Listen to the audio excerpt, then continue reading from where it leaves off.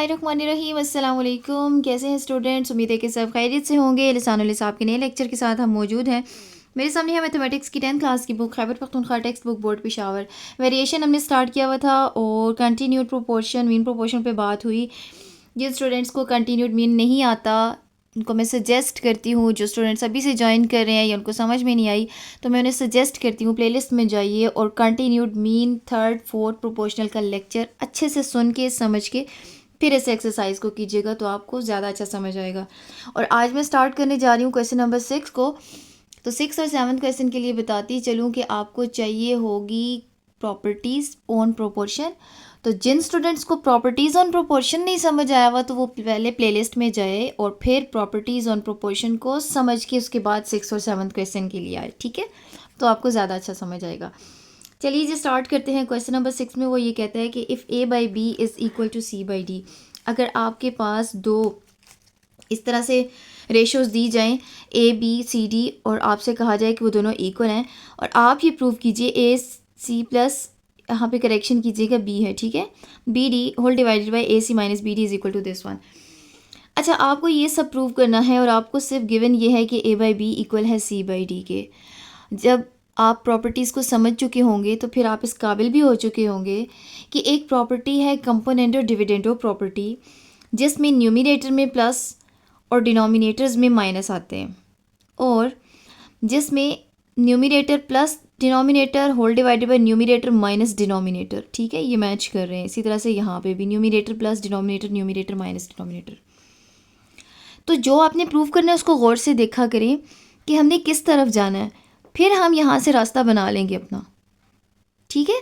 तो बात को समझिएगा कि आपको चाहिए ए सी और बी डी। मैंने बोला यहाँ पे न्यूमिनेटर और यहाँ पे मैंने बोला डिनोमिनेटर। इसका मतलब है आपके गिवन रेशो में न्यूमिनेटर में ए सी होना चाहिए।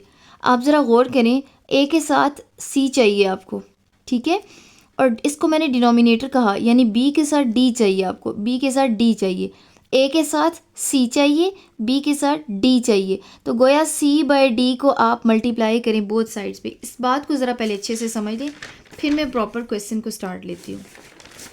मैंने ये कहा कि आपको गिवन है A by B equal to C by D, ठीक है, A by B equal to C by D, ये आपको गिवन है।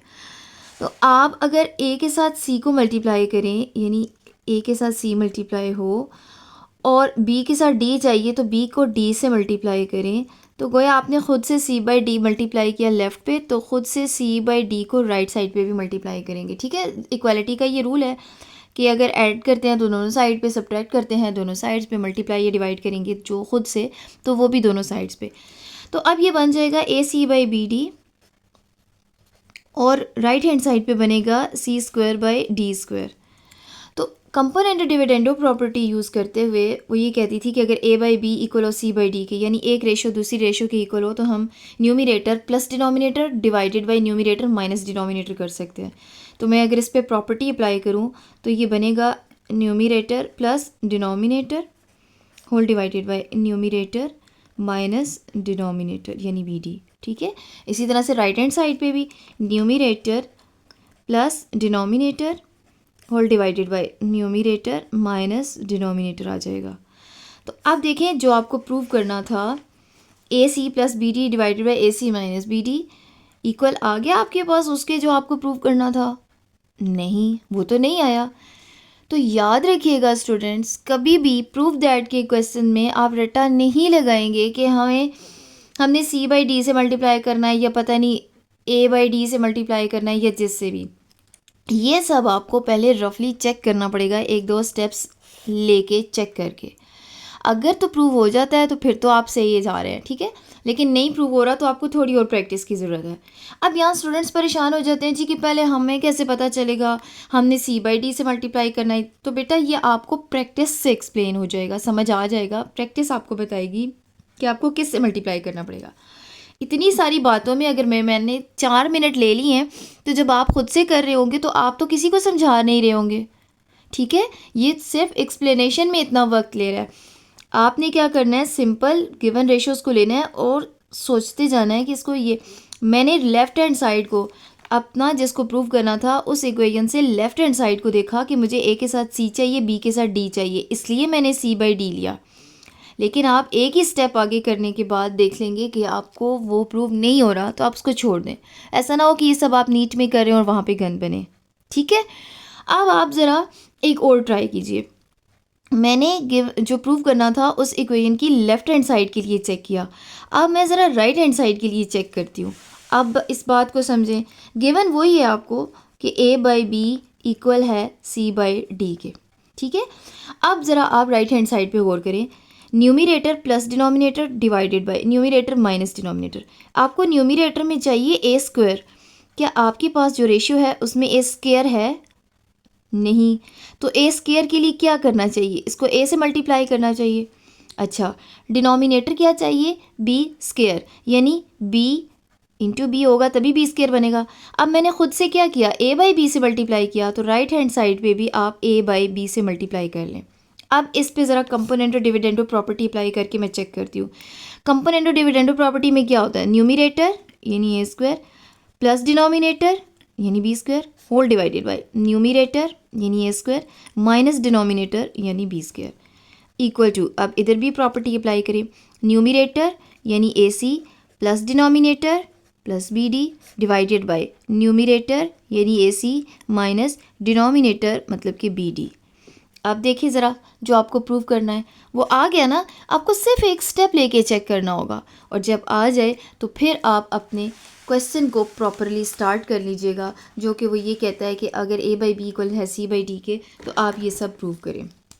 ठीक है जी, मैं उम्मीद करती हूँ कि ये 5 से 6 मिनट जो अभी तक मैंने बोला है वो आपको समझ में आ गया होगा और आप इस पे परेशान नहीं होंगे, क्योंकि अमूमन स्टूडेंट्स ये क्वेश्चन करते हैं कि टीचर हमें कैसे पता चलेगा, हम किस डायरेक्ट स्टार्ट कर देती ना मैं अगर कि इसको मल्टीप्लाई करना है आपने ए बाई बी से, तो वो सोचते ही रह जाते हैं कि इसको किस तरह से पता चला, टीचर को कैसे पता चला कि इसको ए बाई बी से मल्टीप्लाई करना है। बस यही आपकी प्रैक्टिस अगले क्वेश्चंस में भी होनी चाहिए। आगे जाके नेक्स्ट एक्सरसाइजेज में भी आपको ढेर सारे प्रूव करने होंगे, तो उसमें आपने बस ये याद रखना है कि एक दो स्टेप्स खुद से पहले रफली चेक करने पड़ते हैं कि क्या किससे मल्टीप्लाई करना चाहिए। ठीक है जी, अब मैं ये लिखती हूँ, अपने सोल्यूशन की तरफ जाती हूँ। सबसे पहले मैं लिखती हूँ कि मुझे ये गिवन है कि ए बाई बी इक्वल है सी बाई डी के। ये दो रेशोज़ मुझे इक्वल दी हुई हैं। मैं ख़ुद से लेती हूँ, क्या करना चाहिए हमें? मल्टीप्लाइंग, क्या मल्टीप्लाई किया था? A by B on both sides. आपके पास है A by B equal to C by D. ठीक है, ये पहले से दिया हुआ है। आपने ख़ुद से क्या किया? ए बाई बी के साथ दोनों साइड्स में मल्टीप्लाई किया। अब आ जाइए जी, तो ये क्या बन जाएगा? A square by B square is equal to A C by B D. ठीक है, बी डी लिखा करें, तरतीब बनाया करें, अल्फ़ाबेटिकल ऑर्डर में लिखा करें। अब क्या हो जाएगा? आप यहाँ पे लिखिए कि यूजिंग कंपोनेंटो, ये भी सोचना पड़ता है, देखना पड़ता है कि कौन सी प्रॉपर्टी यूज़ हो रही है। ठीक है, डिविडेंडो प्रॉपर्टी, वरना प्रॉपर्टीज़ तो आपने अल्टरनेंडो भी पढ़ी और इस तरह से और दूसरी भी। तो ये बनेगा A square plus B square whole divided by A square minus B square, यानी numerator plus denominator whole divided by numerator minus denominator is equal to numerator plus denominator whole divided by numerator minus denominator. ठीक है जी, तो जब prove हो गया तो आप बस लिख दीजिए कि हैंस प्रूव्ड। ठीक हो गया। सो यहाँ पे डिनोमिनेटर बी डी था, तो numerator plus denominator, denominator minus denominator, और ये प्रूव हो गया जी। नेक्स्ट क्वेश्चन है आपके पास, क्वेश्चन नंबर 7, और उसमें वो कह रहा है कि इन इक्वेशंस को आप सॉल्व कीजिए, और आप देख सकते हैं कि यहाँ पे numerator plus denominator whole divided by numerator minus denominator वाली लुक तो आ रही है हर पार्ट में। ठीक है, लेकिन राइट हैंड साइड पे हमें कुछ पता नहीं है कि 4/1 कैसे आया, -17/8 कैसे आया और बाकी चीज़ें। लेकिन आप याद रखिएगा, इस टाइप के सोल्यूशन के क्वेश्चंस में आपको एक ही प्रॉपर्टी जो कि अभी हमने यूज़ की है, कंपोनेंटो डिविडेंडो प्रॉपर्टी ही बहुत हेल्प करती है यहाँ से x की वैल्यू निकालने के लिए, इस टाइप के क्वेश्चन से x की वैल्यू निकालने की। ठीक है, तो मैं सॉल्व करती हूँ, फिर साथ साथ एक्सप्लेन करती हूँ कि वो कैसे आपको सॉल्व करने में हेल्प करेगा। लेकिन ये याद रखिएगा कि ये क्वेश्चन किसी प्रूफ के लिए नहीं है, ठीक है, ये सॉल्व करने के लिए है। आपको जहाँ जहाँ x है उसको आपने फाइंड आउट करना है। जी, क्वेश्चन मैं अपने पास नोट डाउन कर चुकी हूँ, बल्कि सोल्यूशन के बाद रिपीट भी कर चुकी हूँ। या मैंने सोल्यूशन की इसलिए हेडिंग दी क्योंकि हमने इसको सॉल्व करना है, और मैंने आपसे कहा कि इस टाइप के क्वेश्चंस आपको तभी हेल्प करेंगे जब आप कंपोनेंडो डिविडेंडो प्रॉपर्टी यूज़ करेंगे।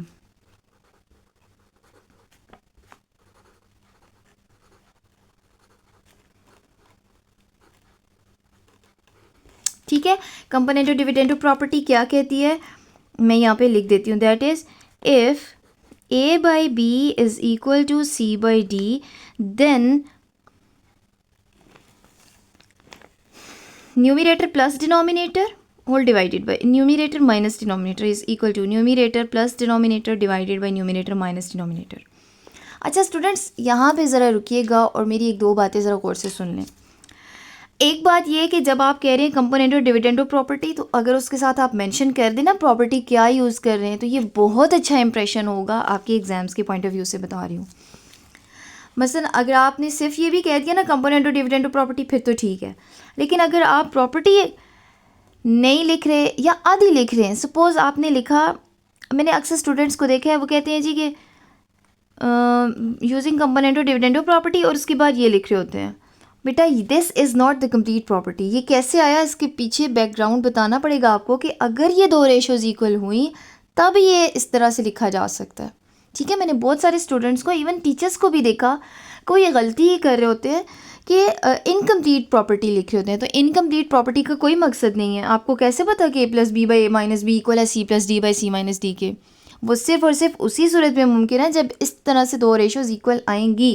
ये बिल्कुल ऐसे ही है कि आप फार्मूला आधा लिखें और आधा ना लिखें। ठीक है जी, ये होगी एक बात।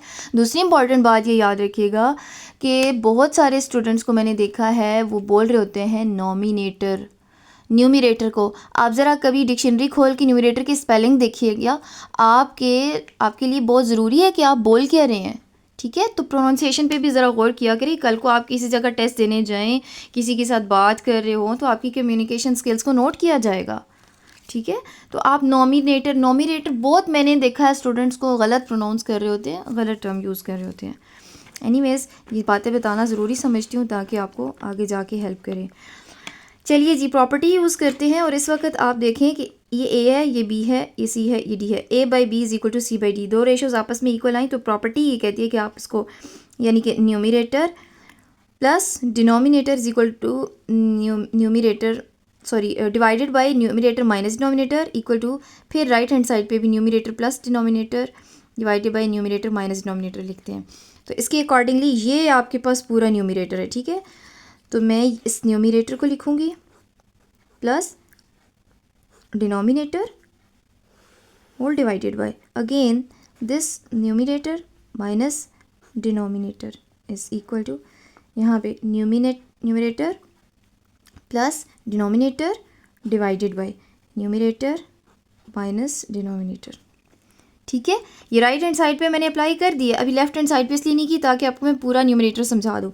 ये पूरा यानी कि 3x plus 2 whole square root plus square root of x, this is numerator plus now this is denominator. ठीक है, और इसी तरह से यहाँ पे भी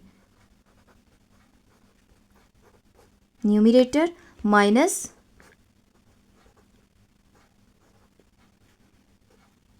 डिनोमिनेटर। बहुत ध्यान से प्लस माइनस लगाइएगा, यहाँ से अमूमन गलती हो जाती है। ठीक है जी, चलिए अब ब्रैकेट्स को ओपन कर लेती हूँ। ये ब्रैकेट्स मैंने सिर्फ आपको न्यूमिनेटर डिनोमिनेटर को सेपरेट करने के लिए, समझाने के लिए लगाई है। अब मैं यहाँ से ब्रैकेट्स हटा रही हूँ नेक्स्ट स्टेप में।